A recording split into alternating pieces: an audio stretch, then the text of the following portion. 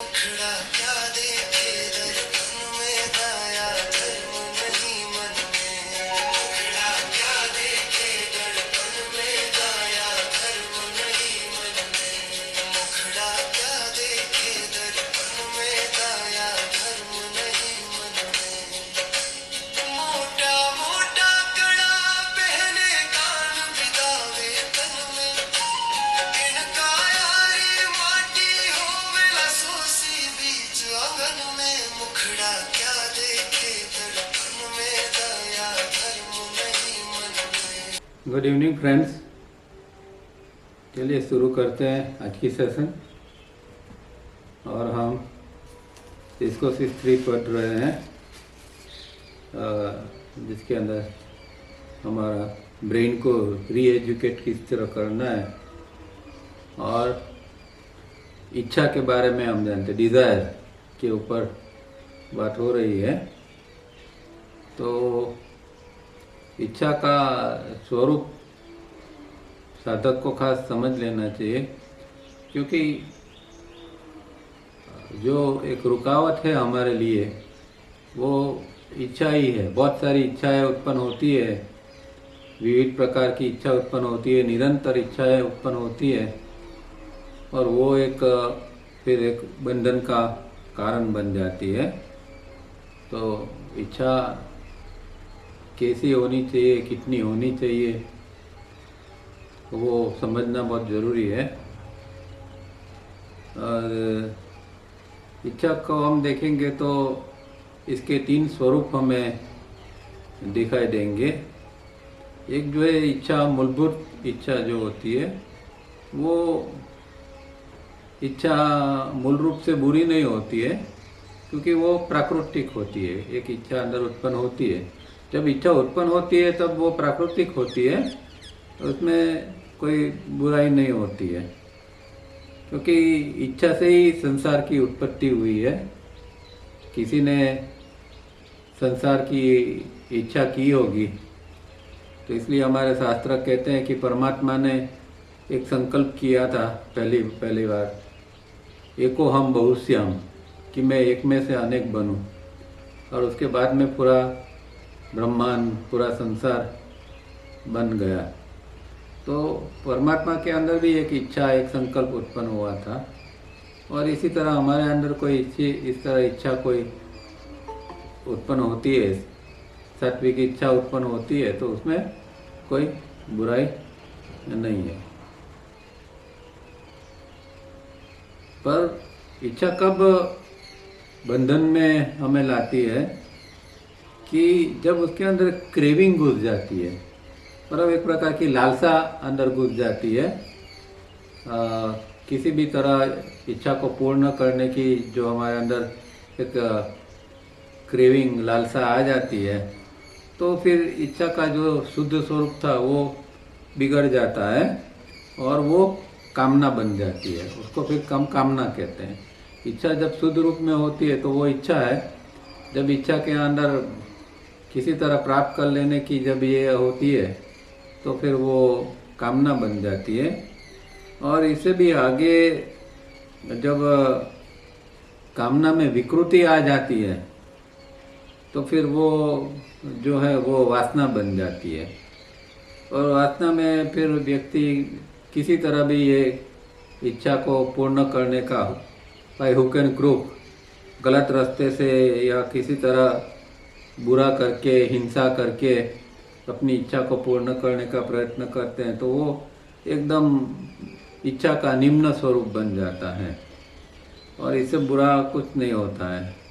तो जीवन में जरूरी जितनी इच्छा होती है उतनी इच्छा हो तो कोई दिक्कत नहीं है, पर इच्छा के अंदर फिर लग्जरी घुस जाती है। मुझे ये चाहिए, वो चाहिए।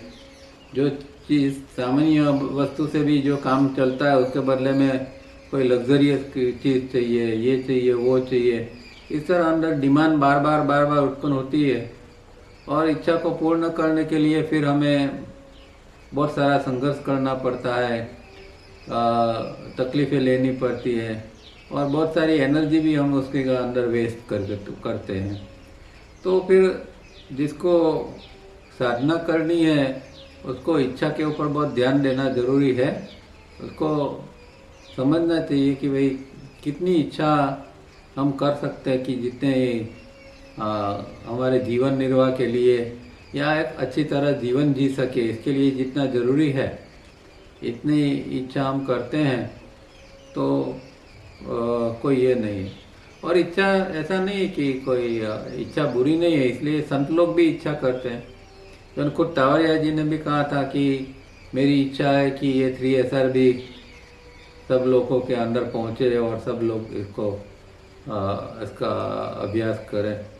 तो संतों के अंदर भी इच्छा होती है, पर वो सात्विक इच्छा होती है, किसी के भलाई के लिए इच्छा होती है। तो इच्छा मूलभूत रूप में बुरी चीज़ नहीं है, पर एक लालसा घुस जाती है तब फिर वो एक बंधन का रूप ले लेती है।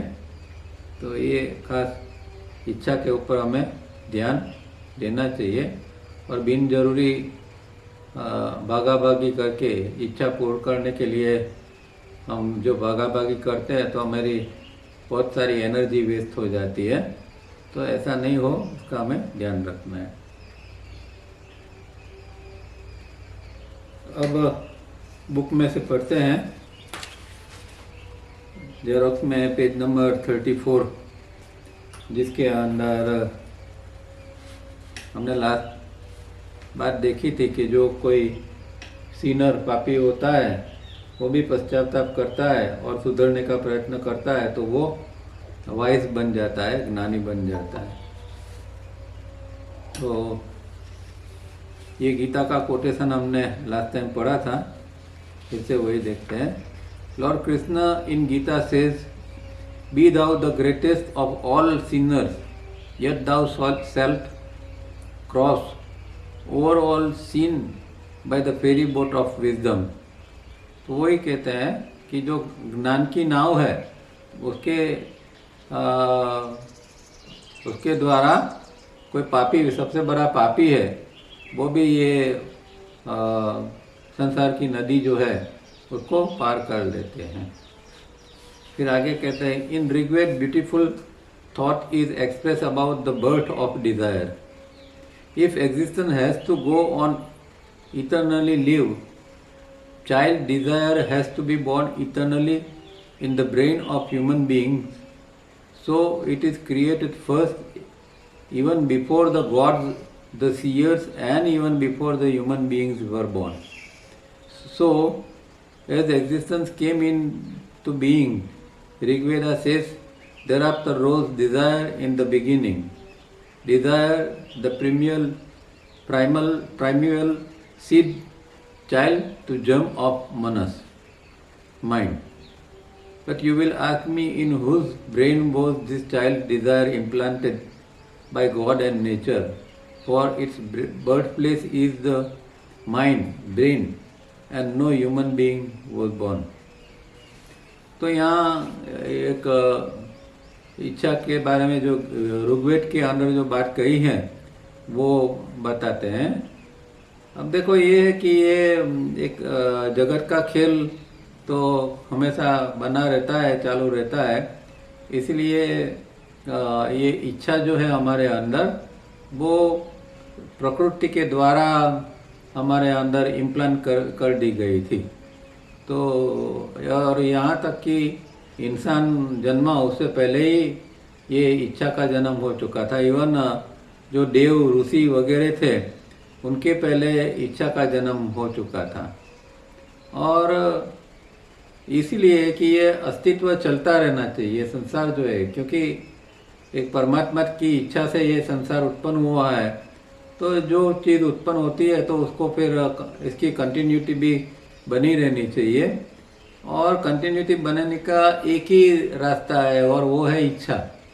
इंसान के दिमाग में इच्छा उत्पन्न होती है, यहाँ तक देवों के अंदर भी इच्छा उत्पन्न होती है। तो सबके अंदर इच्छा उत्पन्न होती है, इसलिए ये संसार चलता रहता है। और यही संसार बनाने वाले का पर्पज़ है कि नित्य रूप में इटर्नली ये चीज़ बनी रहनी चाहिए। इसीलिए ये डिज़ायर को हमारे ब्रेन के अंदर इटरनली चलती रहे, इसलिए इम्प्लांट इसको कर दिया था। तो मतलब कि इंसान के पहले से इच्छा का तो अस्तित्व है, इंसान तो बाद में आया। तो सवाल ये उत्पन्न होता है कि भाई इच्छा का जो जन्म स्थल है, बर्थ प्लेस है, वो तो ह्यूमन ब्रेन है या कोई भी क्रीचर का ब्रेन समझो, क्योंकि प्राणियों में भी इच्छा उत्पन्न होती है, वो प्राकृतिक इच्छा होती है बिल्कुल। तो इच्छा ह्यूमन बीइंग के अंदर किसने डाली? क्योंकि और अगर किसने डाली तो ह्यूमन बीइंग तो था ही नहीं, तो फिर इच्छा कहाँ डाली गई? तो इसका जवाब फिर यहाँ आगे देते हैं। It was in the divine infinite mind that it was implanted first and which sustains the whole universe, all else came later. For a long time this child desire remained divine. Bahu manonirodh in the mind and brain of gods, seers and even human beings. Then slowly Satya Yuga gave way to Dwapar, to Treta, to Kali Yuga, and this child desire became ultimately mischievous. तो ये बात सही है कि भाई human brain के अंदर इच्छा हमेशा उत्पन्न होती रहती है, पर ह्यूमन ब्रेन नहीं बना तो उससे पहले कहाँ इच्छा पड़ी थी? तो इच्छा वो पहले बनी थी वो डिवाइन इन्फिनाइट माइंड में, यूडीएम के अंदर, यूनिवर्सल डिवाइन माइंड जो है उसके अंदर ये इच्छा को इम्प्लांट किया गया था। तो परमात्मा ने ये यूनिवर्सल डिवाइन माइंड के अंदर इच्छा को डाली थी, और फिर ये इन्फिनाइट माइंड ने ही सब कुछ सर्जन किया। तो फिर सब जीवों के अंदर भी फिर ये इच्छा अपने आप में आ गई। और जब तक ह्यूमन ब्रेन के अंदर जब पहले डाली गई थी तब वो एक डिवाइन रूप में थी, दिव्य रूप में थी, क्योंकि उसमें कोई डिमांड नहीं थी। वो जो डिज़ायर थी, इच्छा थी, वो एक शुद्ध रूप में रहती थी। और उस समय जो हमारा मन या ब्रेन था, या इवन देवों का और ऋषियों का भी ब्रेन था, वो एक मनोनिरोध की स्थिति में था। मनोनिरोध की स्थिति में मतलब कि वहाँ कोई इच्छा उत्पन्न नहीं होती है, इस तरह की मन की स्थिति है वहाँ। तो मनोनिरोध की स्थिति के अंदर तो इच्छा होती ही नहीं है। ऐसी स्थिति में पहले ब्रेन के अंदर वो पड़ी थी, और वो उस समय डिवाइन रूप में थी। बाद में फिर धीरे धीरे सब युग बदलते गए। पहले सत्य युग आया, फिर द्वापर आया, फिर त्रेता आया, और लास्ट में कलयुग आया। और जैसे जैसे युग बदलते गए इस तरह ये डिज़ायर जो डिवाइन थी वो करप्ट होती गई, और फिर वो निम्न स्तर के ऊपर फिर आ गई। तो आज जो है कलयुग में जो है वो डिज़ायर एक मिस्टीवियस बन गई है, एक मस्तीखोर। तो मस्तीखोर का मतलब ये है कि डिज़ायर की अब ऐसी ये हो गई कि बहुत निम्न स्तर के ऊपर ये इच्छा चली गई है। क्योंकि आज हम देखते हैं कि लोगों के अंदर किस तरह की निम्न भावना पैदा होती है। निम्न भावना पैदा होती है निम्न इच्छा से। तो निम्न भावना पैदा होती है, इसका कारण ये है। और ये सब जो है वो आज एकदम उसका जो ओरिजिनल डिवाइन स्वरूप था वो ख़त्म हो गया। आज एकदम बुरी हालत में इच्छा हो गई कि आज इच्छा को पाने के लिए, इच्छा की पूर्ति के लिए इंसान कुछ भी करने के लिए तैयार हो जाता है। तो ये हालत, और इस सब के पीछे कारण इच्छा ही है। फिर एक और कोटेशन देते हैं, a fire is shrouded hidden in smoke, a mirror by dust and a child by the वॉर्म, so is the universe enveloped in desire. ये कोई उपनिषद का ये सूत्र है उपनिषद के अंदर, उसमें बताते हैं कि जैसे कि धुआं होता है, स्मोक होता है, तो वो अग्नि इसमें छुपा होता है। धुआं उठता है पर अंदर अग्नि दबा हुआ होता है।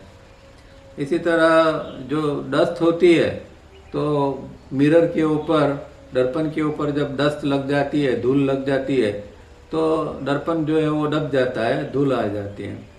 और जो बच्चा होता है माँ के पेट में, तो वो वहाँ माँ के पेट में अंदर है, इसलिए वो अंदर रहता है, वहाँ छुपा हुआ है। इसी तरह ये जो है वो पूरा संसार है, पूरा यूनिवर्स है, वो डिजायर से लिपटा हुआ है। We know that universe is enveloped in infinite mind and desire in the beginning was implanted in infinite mind. तो ये हम जानते हैं कि इन्फिनाइट माइंड द्वारा ही सब कुछ सर्जन हुआ, और पूरा जो पूरा ब्रह्मांड है वो इन्फिनाइट माइंड से लिपटा हुआ है, वो एनवेलप इस तरह है। और पहले ये जो है वो इच्छा को ये इन्फिनाइट माइंड के अंदर इम्प्लांट किया गया था, उसका आरोपण किया गया था, आरोपित की थी। We realize that whatever is born has to be sustained. The primeval child desire was implanted by God and nature because the first concern was to perpetuate the species in all existence, and all life was made dependent in desire automatically and eternally, and translating into necessary action, and it did not matter whatever the resulting action was good or bad. That is left to the discretion of human being.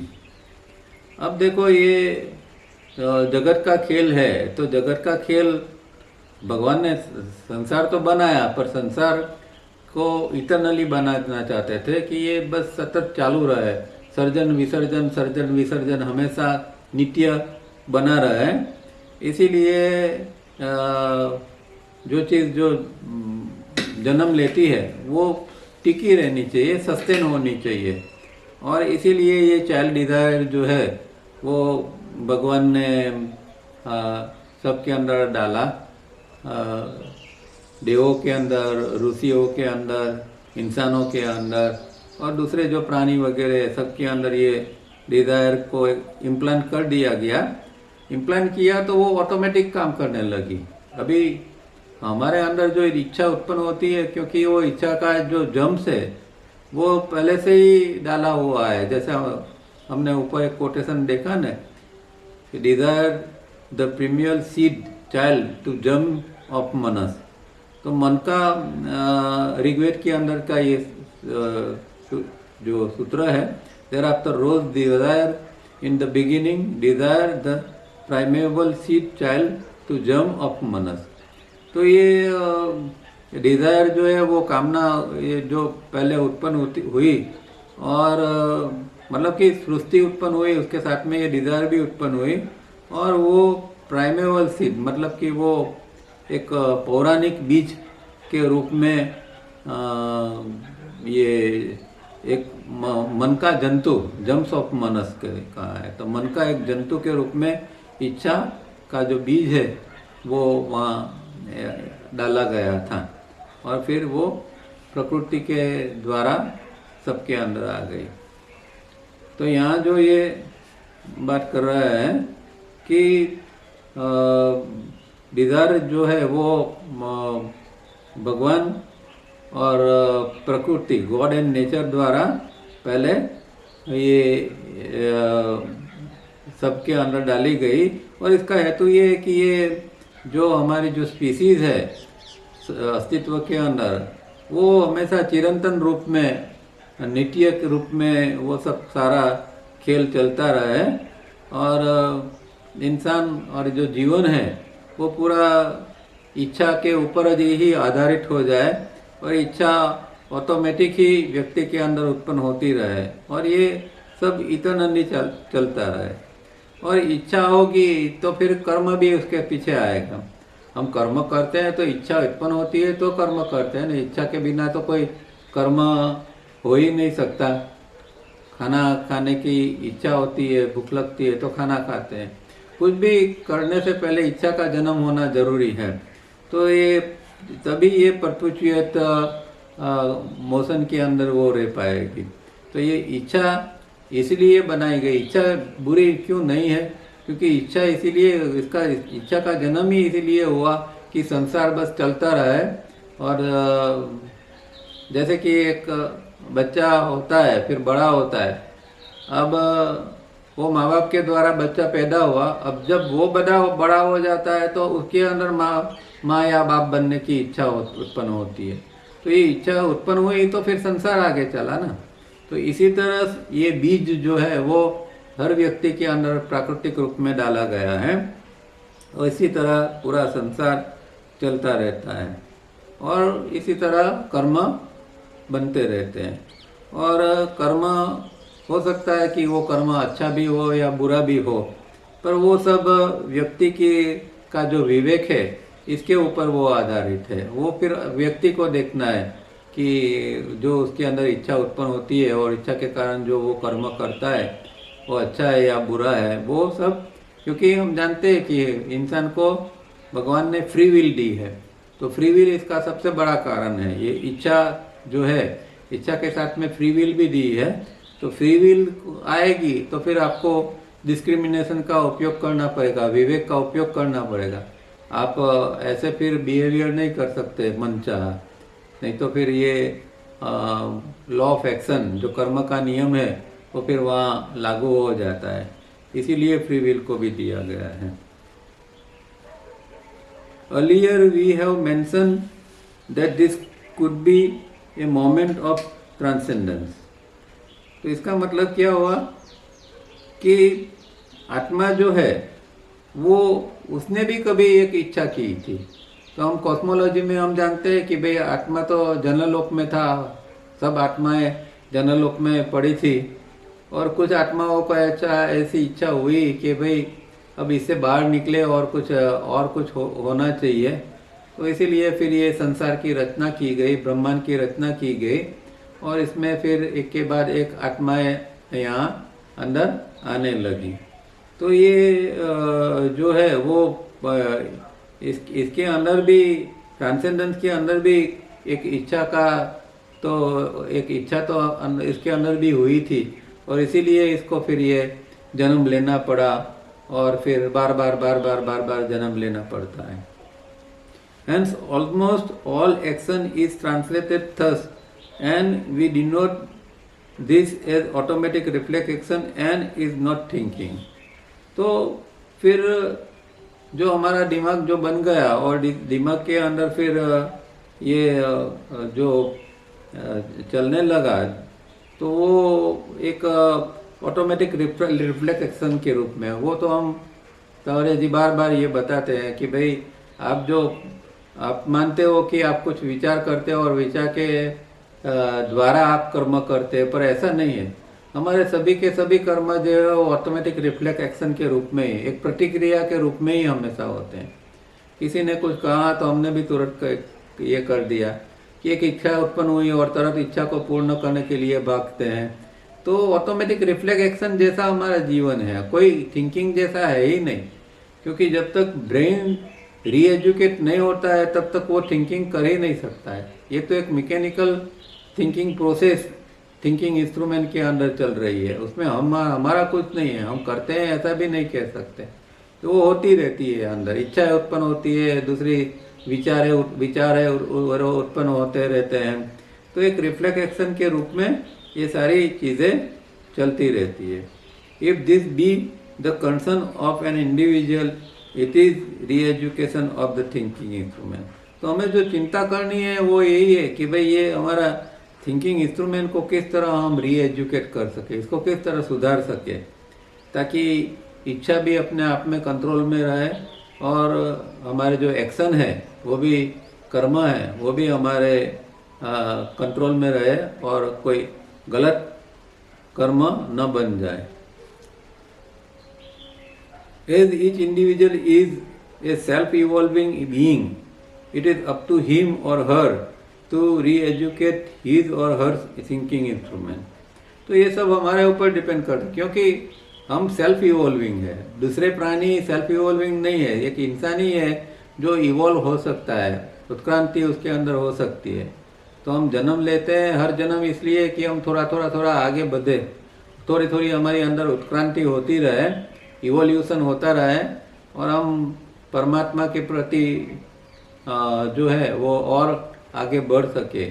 तो इसीलिए self evolving human being होते हैं, दूसरे जीव self evolving नहीं होते हैं।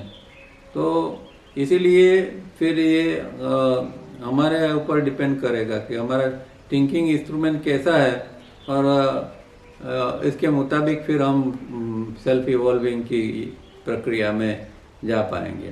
मतलब जो साधक है या जिसके अंदर सेल्फ इवॉल्विंग की एक इच्छा उत्पन्न होती है, तो वो कॉन्शियसली अपने ऊपर काम करता है। नहीं तो प्रकृति द्वारा भी एक इवॉल्विंग प्रोसेस तो चालू रहती है, पर साधक है वो सेल्फ इवॉल्विंग मतलब खुद प्रयत्न करके वो ऊपर उठने का प्रयत्न करता है। तो वो सब व्यक्ति चाहे स्त्री हो या पुरुष हो उसके ऊपर सब आधारित है। This process of desire born and translated into action we have noticed in an individual. It exactly happens the same way between two individuals, groups and nations where one is like A and the other is like B, and friction is the process, and as long as automatic reflex action type of thinking continues, that is what is painful and what is pleasurable, that is what is to my gain or to my loss is the deciding factor, and never what is right and what is wrong. There will be trouble. तो जिस तरह ये हमारे individual व्यक्ति के अंदर होता है कि एक डिजायर उत्पन्न होती है और फिर इसके द्वारा हम एक्शन या कर्म करते हैं, तो वही बात जो है वो दो व्यक्तियों के बीच में भी इस तरह ही होता है। दोनों व्यक्ति के अंदर कुछ प्रकार की लेती देती होती है, या फिर दो ग्रुप होते हैं या दो देश होते हैं जिसके अंदर ए और बी, ए और बी का मतलब क्या है कि ए मतलब एवर्जन, या इसको जिसको हम इंटेलेक्चुअल सेंटर भी कहते हैं, और बी का मतलब जो है वो पैशन, जिसको में इमोशन और सेक्स सेंटर आते हैं। तो फिर इस तरह दो व्यक्ति हो या दो देश हो या दो ग्रुप हो या कोई दो धर्म के पंथ हो, ये सब के अंदर इस तरह एवर्जन और पैशन चलता रहता है। जैसे कि हमारे व्यक्तिगत स्तर के ऊपर इंटेलेक्चुअल सेंटर और इमोशनल सेक्स सेंटर के बीच में जो फ्रिक्शन होता है, इस तरह सबके अंदर इस तरह फ्रिक्शन की प्रोसेस बनती रहती है। या कोई भी ग्रुप वाले हैं, धर्म वाले हैं, सब अपने अपना बारे में ये सोचते हैं, और ये डिसाइडिंग एक फैक्टर बन जाता है कि जिसके अंदर फिर सच क्या है और झूठ क्या है उसका कोई मतलब नहीं रहता है। मैं जो मानता हूँ और मैं जो समझता हूँ वही सच है, और यही एक सबसे बड़ा एक ट्रबल, एक प्रॉब्लम यहाँ उत्पन्न होता है। तो ये डिज़ायर फिर आगे बढ़ के इस तरह व्यक्ति के अंदर जो काम करती है और लोगों के अंदर भी इस तरह काम करती है, वो एक फ्रिक्शन का काम बनता है। और उसके अंदर फिर ये डिज़ायर के कारण और डिज़ायर के साथ में एक स्वार्थ आ जाता है कि मुझे क्या मिल रहा है, उसमें मुझे क्या फ़ायदा है, इस तरह का स्वार्थ आ जाता है। तो फिर ये स्थिति इस तरह की बनती है। This change in the manner of deciding is the change from ratio 2:4:8:2 5:2:1। तो ये जो परिवर्तन का जो निर्णय करने की जो रीत है, उसके अंदर ये एक रेशियो यहाँ उन्होंने दिया है कि 2:4:8:2 से 5:2:1 का परिवर्तन होना जरूरी है। अब ये नहीं होता है तो फिर फ्रिक्शन हमेशा चालू रहती है। तो हमारे अंदर इंडिविजुअल लेवल के ऊपर इस तरह का ये रेशियो का चेंज होना बहुत ज़रूरी है, इसका ये इस तरह का ये परिवर्तन आना जरूरी है। This tending by one's opinion is also called ego. In the firm belief that we are right and the other side is wrong, and this lead to fight, legal issues, rebellion and war. Actually what is considered right is merely what is to our gain, what will please us. The mischievous child desire cannot see or can never see what is right and what is wrong. तो फिर ये एक हमारे अंदर जो ये इस तरह की जो इच्छा है, और वो इच्छा जब व्यक्तिगत स्तर पर जागती है और वो उसको हमारा ईगो सपोर्ट करता है, ईगो उसको ले लेता है, तो ऐसा भी कह सकते हैं कि ईगो के अंदर एक इच्छा उत्पन्न होती है। और वो ईगो के कारण फिर वो व्यक्ति ऐसा ही मानती है कि भाई जो मैं कह रहा हूँ वही सच है, मेरी साइड का जो है वो सब सच है और दूसरी साइड का है वो रॉन्ग है। जैसे पांडवों और कौरवों के बीच में जिस तरह होता था, इस तरह सच और झूठ का हमारे अंदर ये चीज़ चालू रहती है और बाहर भी इस तरह ये बनती है। तो ये फिर एक फाइट का कारण बनता है, ऐसे लड़ाई होती है, कानूनी सब इश्यूज पैदा होते हैं, विद्रोह होता है, युद्ध लड़ाई होती है। ये सारी चीज़ें जो है वो होती है क्योंकि ईगो ये मानने लगता है कि मैं जो मानता हूँ वही सच है। और ये फिर हर चीज़ के अंदर फिर वो मैं का जो दायरा है वो फिर मैं, मेरा फैमिली, फिर मेरा धर्म, फिर मेरा देश और न जाने क्या क्या फिर इसके अंदर आ जाता है। और ये सब सच है, जो मैं करता हूँ, जो मैं मानता हूँ वो सब सच है। दूसरे लोग जो मानते हैं, जो करते हैं, जो फॉलो करते हैं वो सब गलत है। इसी तरह इंसान सोचता है और उसके पीछे ये होता है कि मेरे फ़ायदे में क्या है, कौन सी चीज़ मुझे खुश करती है, वही चीज़ जो है वो सच है, बाकी सब गलत है। तो ये मिस्टीवियस चाइल्ड जो है वो कभी भी सच को देख नहीं सकती है। उसके अंदर, ऐसी व्यक्ति के अंदर डिस्क्रिमिनेशन, विवेक जैसा कुछ होता नहीं है, वो सिर्फ अपना ही फायदा देखता रहता है। The whole process is automatic and non-stop. It is difficult to capture a thought and much more difficult to capture a part of a thought. Each thought is a small series of pictures and the whole process with the complete series like 1/120 of a pulse beat. This is nature's plan of keeping desire deeply implanted in each living creature.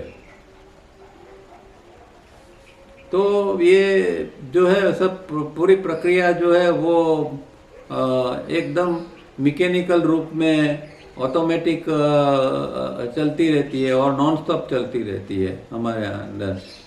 और इसके पीछे कारण जो है वो विचार है और विचार के अंदर इच्छा पड़ी है। तो जो विचार इतनी स्पीड से अंदर आते हैं कि हम उसको कभी भी परसीव नहीं कर सकते, उसको पकड़ नहीं सकते, उसको कैप्चर नहीं कर सकते हैं। और विचार की स्पीड तो हम जानते हैं कि 1 सेकंड के अंदर 120 विचार नहीं, पर विचार की जो सीरीज होती है, एक विचार के अंदर एक पूरी सीरीज होती है। तो 120 जो इम्पल्सेस अंदर आते हैं तो उसमें से एक विचार बनता है। तो एक पूरी सीरीज जो अंदर आ जाती है वो एक सेकंड के अंदर 120 की स्पीड के अंदर ये आ जाती है। अब इसको किस तरह हम कैप्चर कर पाएंगे? क्योंकि जैसे तावड़िया जी कहते थे कि भाई कोई व्यक्ति, कोई जो बॉलर होता है वो फास्ट बॉल करता है, वो फास्ट बॉल ज़्यादा से ज़्यादा 60 माइल्स पर आवर का होता है। 60 की स्पीड से अगर कोई बॉल भी डालता है तो भी हम देख नहीं सकते कि बॉल कहाँ से कहाँ गया और क्या हुआ। और फिर इसको ध्यान से देखने के लिए फिर स्लो मोशन में फिर से वो रिले करना पड़ता है, तब जाके पता चलता है कि हाँ ये इस तरह, ये बॉल इस तरह गया है। तो थॉट जब एक सेकंड में 120 की सीरीज के अंदर ये पिक्चर्स आते हैं तो किस तरह हम इसको इसका ऑब्जर्वेशन कर पाएंगे, इसको पकड़ पाएंगे।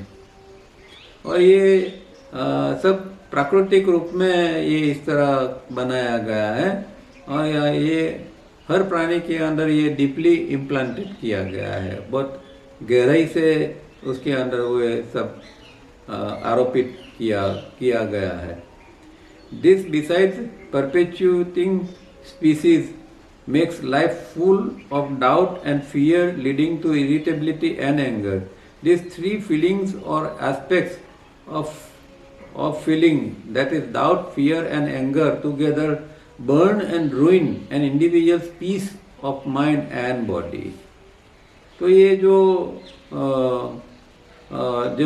जीव सृष्टि कायम रहे, एक परपेचुएटिंग स्पीसीज है, मतलब कि सृष्टि का क्रम हमेशा चालू रहे, इसके लिए फिर इसके अंदर 3 और प्रकार की फीलिंग्स भी इसके अंदर डाली गई है या उत्पन्न होती है, जो है doubt, fear and anger.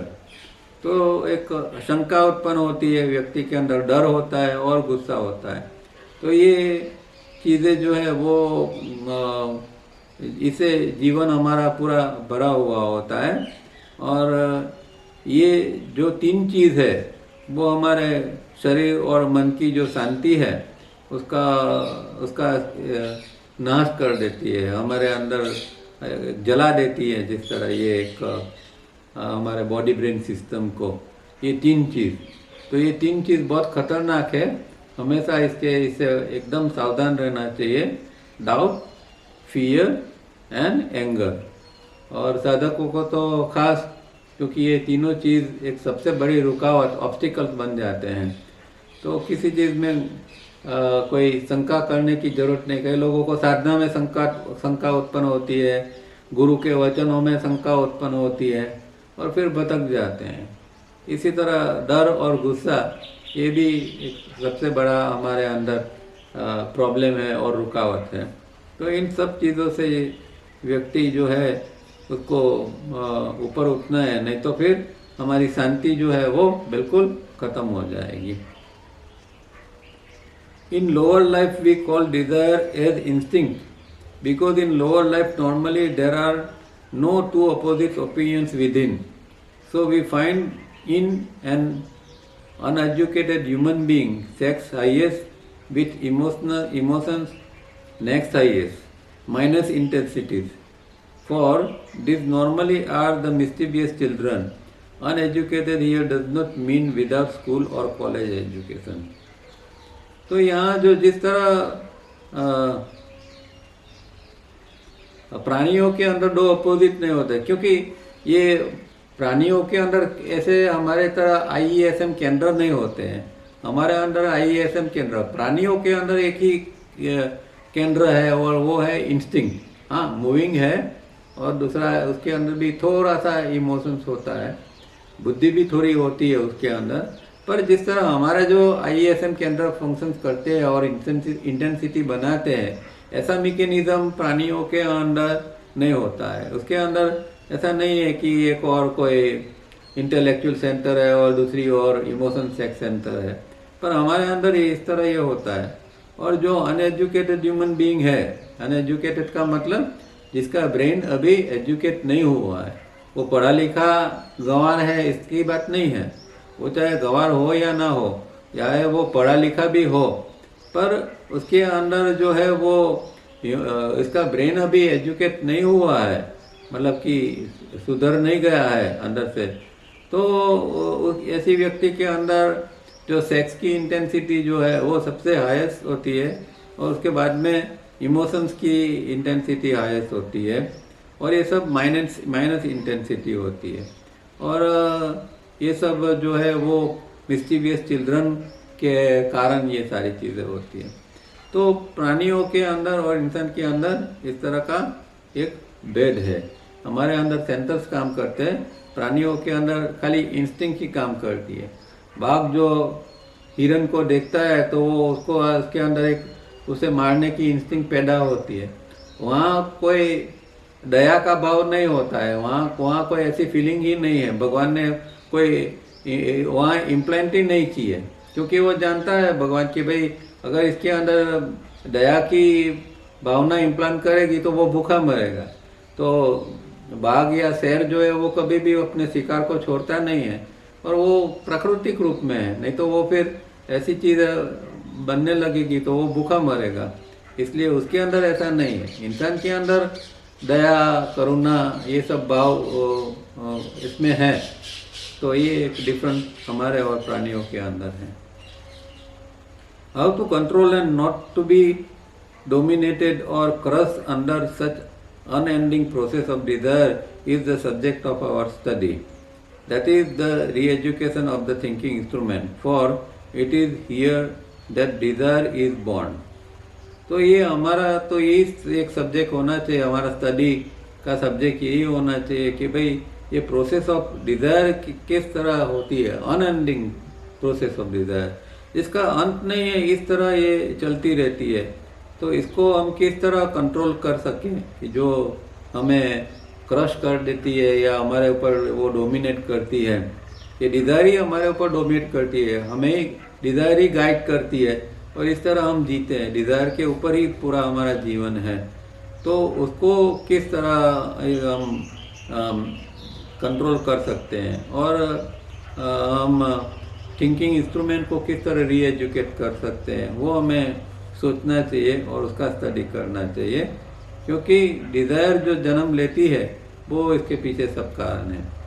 If this re education is not applied consciously, then however intelligent and educated otherwise or immersed in shastra and religious rites a person be, is still an animal internally, and at base such persons could have a non-stop losing struggle within which drains an individual and robs even of restful and rhythmic lifestyle.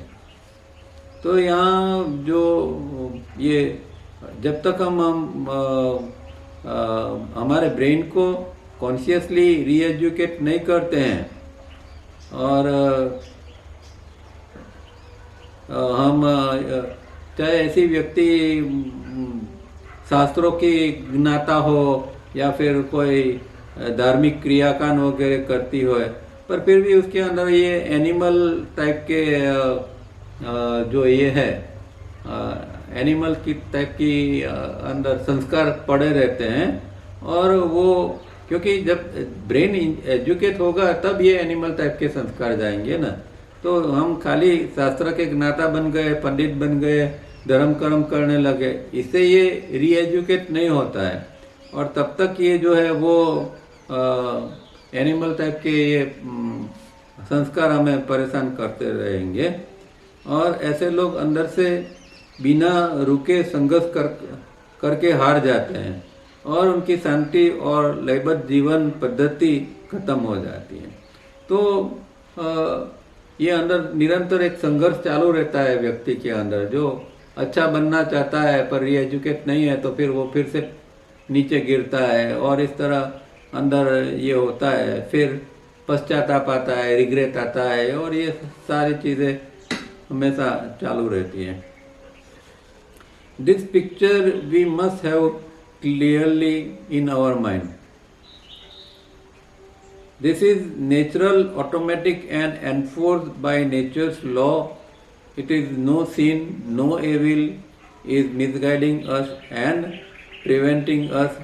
It is a weakness of an uneducated internal structure leading to equivalent internal spectrum, and so indulging in desire of various types normally as to give us a sense of regret is natural.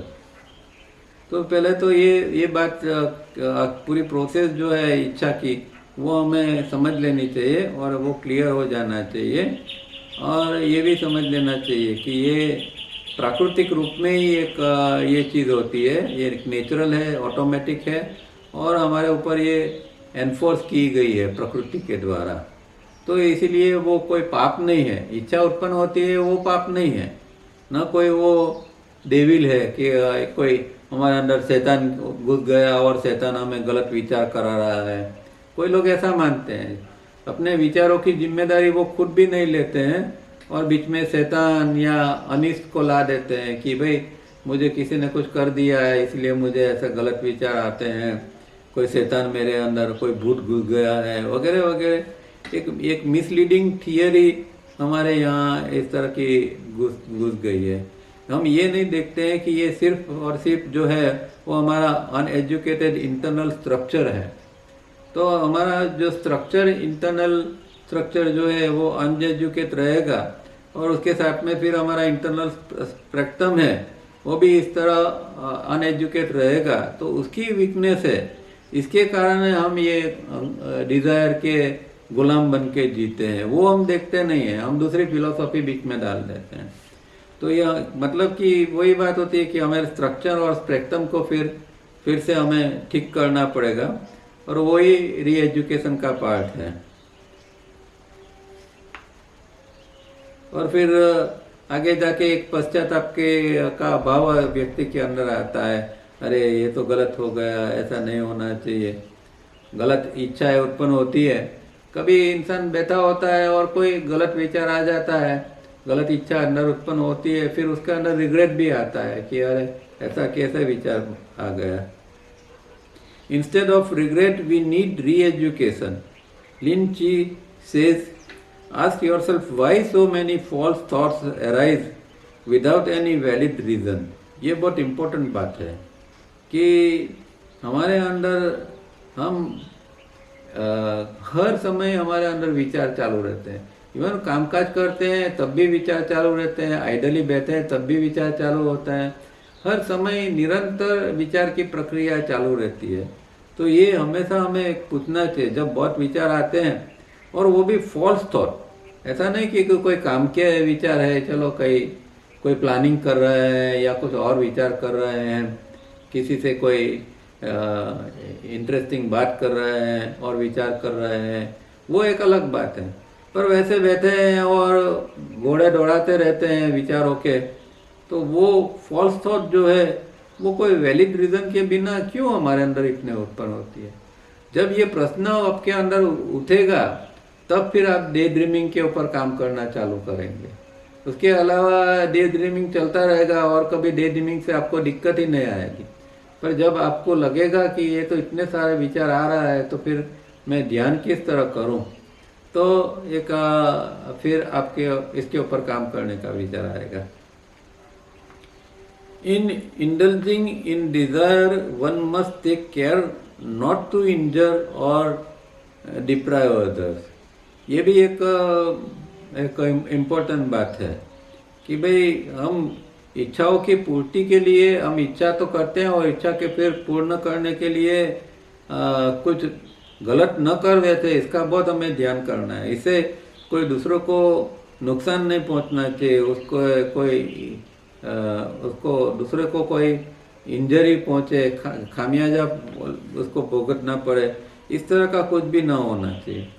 In the first place, we must not go beyond the stage of enjoyment to indulgence। ये बहुत सुंदर वाक्य है कि एक हमारे अंदर एक विवेक आ जाना चाहिए कि एक एन्जॉयमेंट क्या है और फिर एक इंडल्जेंस क्या है। तो एन्जॉयमेंट के लिए आप कुछ भी करो, घूमते हो, ये कुछ और चीज़ें करते हो, टीवी देखते हो, पिक्चर देखते हो, कुछ भी करते हो, ठीक है, एन्जॉयमेंट के लिए बराबर है। पर फिर एक अंदर एक इंडल्जेंस आ जाता है, उसके अंदर फिर हम डूब जाते हैं, चिपक जाते हैं, एक क्रेविंग आ जाती है, तो फिर वो एकदम गलत बात हो जाती है।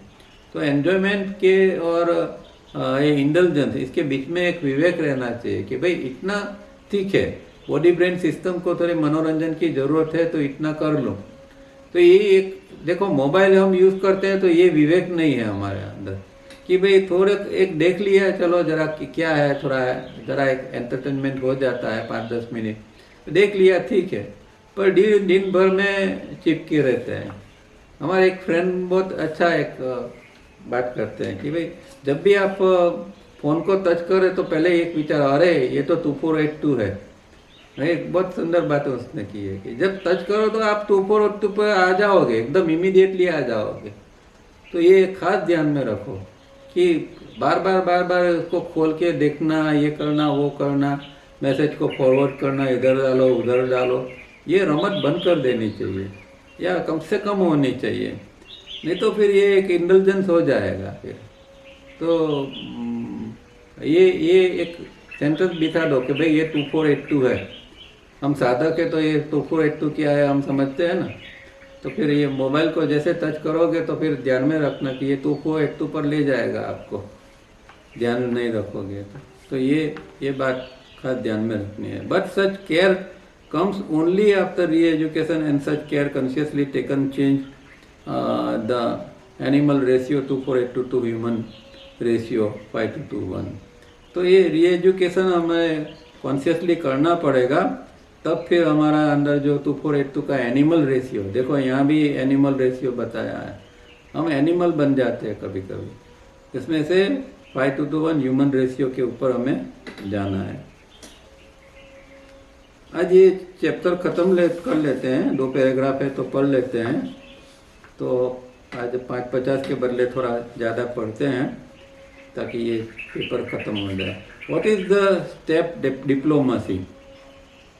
डिप्लोमेसी मतलब कूटनीति या मुत्सद्देगिरी, उसके क्या स्टेप्स है? इफ़ ए नो और an insult comes from father or teacher or a stranger, desire in pure motive state is same in all these 3 cases, that is desire to either insult or hit back or say go to hell.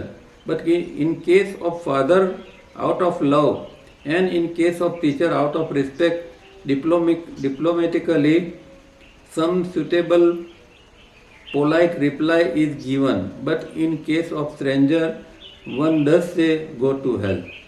तो यहाँ pure met एक बहुत अच्छा example यहाँ देते हैं ये कि डिप्लोमेसी किस तरह हमारे अंदर काम करती है।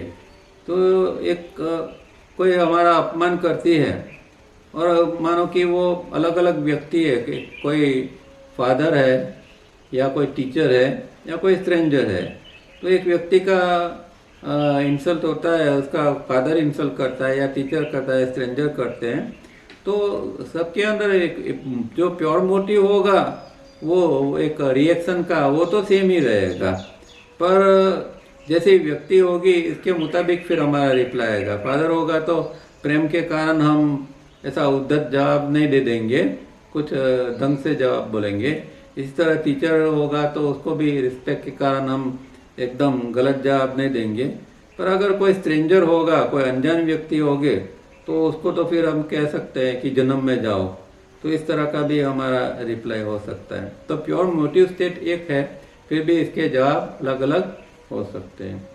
सो desire is pure motive state is to be actually जज, but we in this world with no insight जज बाय एक्शन ओनली।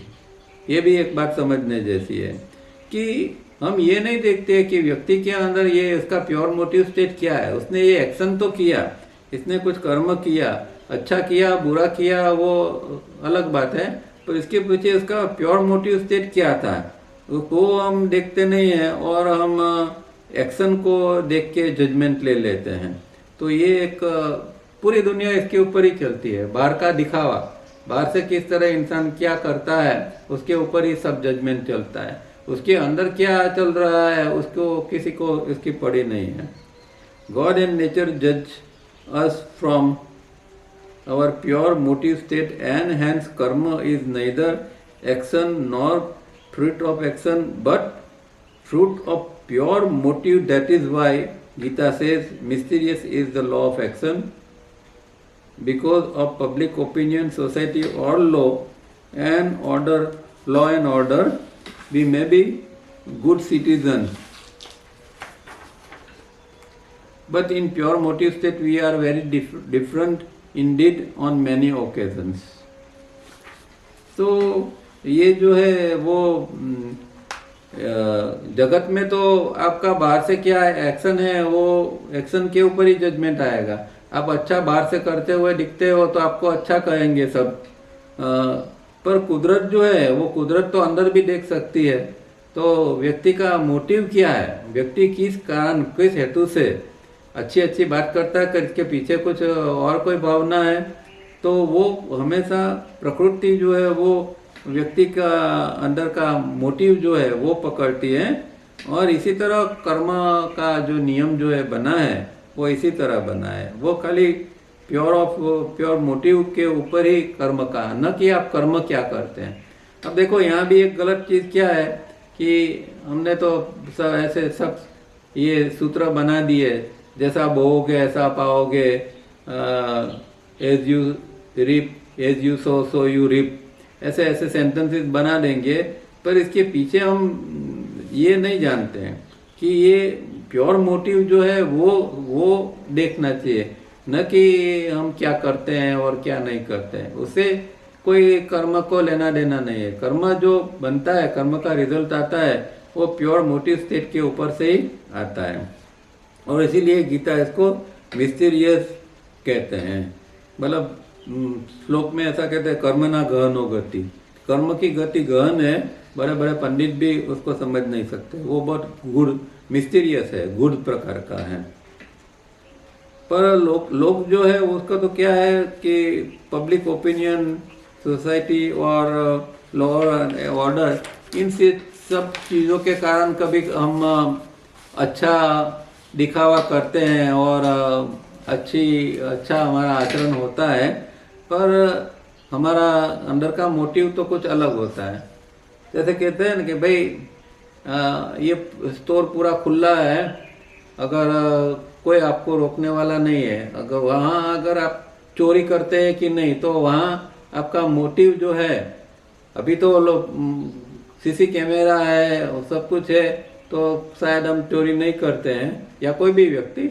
तो इस तरह लॉ एंड ऑर्डर या कोई दबाव के कारण हम कर्म करते हैं, या हमारे अंदर से ही एक मूलभूत एक अच्छेपन की इच्छा है, अच्छापन की एक भावना है, इसीलिए हम काम करते हैं, एक्शन करते हैं, वो एक बहुत इम्पोर्टेंट है। और पूरा जो रिजल्ट आता है इसके ऊपर से ही आता है।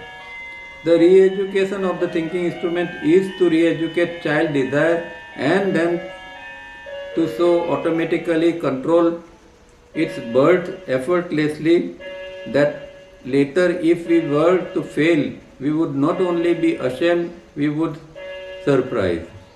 तो ये जो अंदर हमारा चाइल्ड डिजायर जो है, इच्छा जो अंदर पलकती रहती है, उसको इसके लिए हमें थिंकिंग इंस्ट्रूमेंट को रीएजुकेट करना पड़ेगा। और थिंकिंग इंस्ट्रूमेंट को रीएजुकेट करने के लिए डिजायर को भी रीएजुकेट करना पड़ेगा। The thinking instrument is suitably reeducated, it is the end of all unmethodical struggle within us. There will never be an occasion in which we may act in a manner that we may be ashamed of or regret। Lin Chi has said, time does not wait for anyone. All exhaling breath never guarantees the following inhaling breath. Are there things worthy for which your body and mind be put to unnecessary use? Pay keen attention to all this and take care of yourselves। तो यहाँ जो है कि एक हमारे अंदर thinking instrument रीएजुकेट हो जाता है, तो हमारे अंदर जो ये अनमेथोडिकल जो स्ट्रगल चलती रहती है वो सब समाप्त हो जाएगा। और फिर ऐसा कोई मौका नहीं आएगा कि हमें कुछ शर्म आए या हमें पश्चाताप करने पड़े, ऐसा कुछ हो पाएगा। और इसीलिए यहाँ ली चिन का ये सेंटेंस भी बहुत अच्छा है कि time does not wait for anyone. समय कभी भी किसके लिए रुकता नहीं है, और एक श्वास जो बाहर गया वो फिर से अंदर आएगा कि नहीं, उसकी कोई गारंटी नहीं है। तो यहाँ समय का बहुत महत्व ये बताते हैं। और हमारे बॉडी माइंड को जो है वो अननेसेसरी चीज़ों के अंदर हम अगर डाल देते हैं तो वो कोई योग्य चीज़ नहीं है हमारे लिए। तो इन बातों के ऊपर खास ध्यान देने की जरूर है और हमारा अपने के ऊपर ये हमें केयर लेनी चाहिए अपनी। यहाँ चैप्टर पूरा होता है तो 1-2 मिनट ऊपर हो गई है तो यहाँ रुकते हैं। किसी को कोई खास अर्जेंट प्रश्न है तो पूछ सकते हैं। नहीं तो पुष्कर जी ने ये क्या पूछा है कि जब इच्छा हो, फिर से सवाल करो, सवाल कहाँ का है? इच्छा सर हाँ। मैंने ये पूछा है कि अगर हम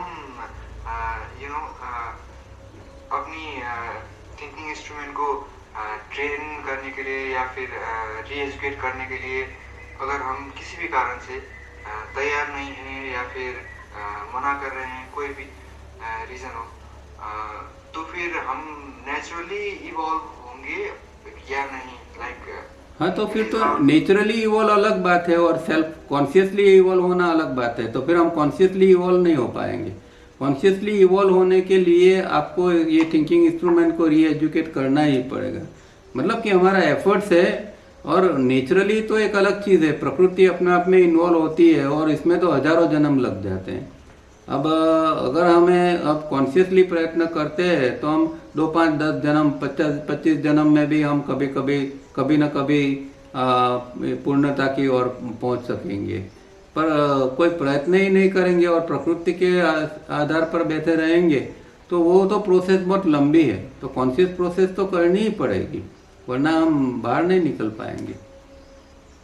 तो आपका मतलब कि यदि हम कॉन्शियसली इस चीज को ट्राई नहीं करेंगे और साधना नहीं करेंगे तो फिर we will get liberated eventually, but that will be like millions of lifetime. हाँ, right? हाँ, क्योंकि वो हमारे अंदर के एनिमल सेल्फ जो पड़े हैं, एनिमल नेचर पड़ा है, उसको वो हमें प्रयत्न पूर्वक उसको हटाना पड़ेगा तो हम इवॉल्व हो सकेंगे। जब तक हमारे अंदर एनिमल टेंडेंसी है तो हमारा वो रीएजुकेट ब्रेन हुआ ही नहीं है और वो तो हम फिर ऐसी पशु जैसी स्थिति में ही जीते रहेंगे। तो इवोल्यूशन तो कहाँ फिर हो पाएगा। और एक और बात कि how can we guarantee it कि नेक्स्ट लाइफ में हमें ये मौका मिलेगा या फिर will get the chance to ये इसके ऊपर ये हमें इस जन्म में हम कितना इंटेंसिटी से काम करते हैं उसके ऊपर सब डिपेंड है। इस जन्म में आप पूरा प्रयत्न करते हैं, इंटेंसिटी एक बनाते हैं इंटेंसिटी से, तो या इसको कहें कि हम इसका एक संस्कार बनाते हैं तो साधना का संस्कार बन जाता है। तो दूसरे जन्म में वो संस्कार आपको मिलने आएगा और फिर से आप साधना में जुड़ पाओगे। तो इस जन्म में कितना काम आपने किया है, कितनी इंटेंसिटी से किया है, इसके ऊपर सब डिपेंड होता है।